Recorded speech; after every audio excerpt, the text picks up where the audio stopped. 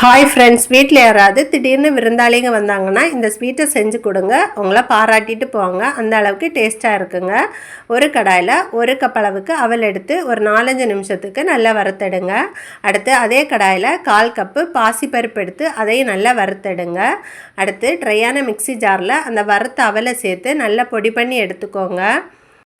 அடுத்து அதே மிக்ஸி ஜாரில் 1/2 கப் அளவு வறுத்த வேர்க்கடலையை ஒன்றும் பாதியுமாக பொடிச்சு எடுத்துக்கோங்க.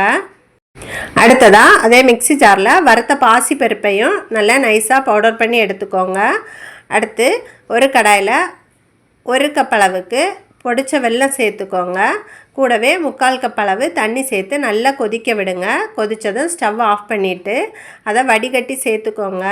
வடிகட்டி சேர்த்ததுக்கப்புறமா வெள்ளை தண்ணி கொதி வந்ததும் ஒரு பிஞ்சு அளவுக்கு உப்பு சேர்த்து நல்லா கலந்து விடுங்க. உப்பு சேர்த்ததுக்கப்புறமா நம்ம பொடிச்சு வச்சுருக்கிற பாசிப்பருப்பை முதல்ல சேர்த்துக்கோங்க. சேர்த்துட்டு கட்டிகள் எதுவும் இல்லாமல் நல்லா கலந்து விடுங்க. ஒரு 2 நிமிஷம் அது நல்லா வெந்ததும் நம்ம ஏற்கனவே வறுத்து பொடிச்சு வச்சுருக்கிற அவலையும் அந்த வேர்க்கடலை பொடியையும் அதில் சேர்த்து நல்லா கலந்து விடுங்க.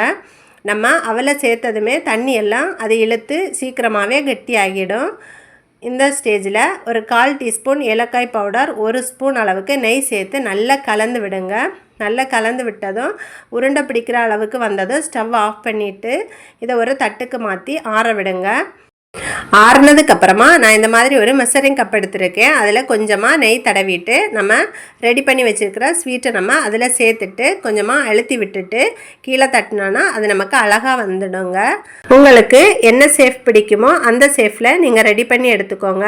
இதை நீங்கள் பர்பி மாதிரி கூட ரெடி பண்ணி எடுத்துக்கலாங்க. கண்டிப்பாக ட்ரை பண்ணி பாருங்கள்.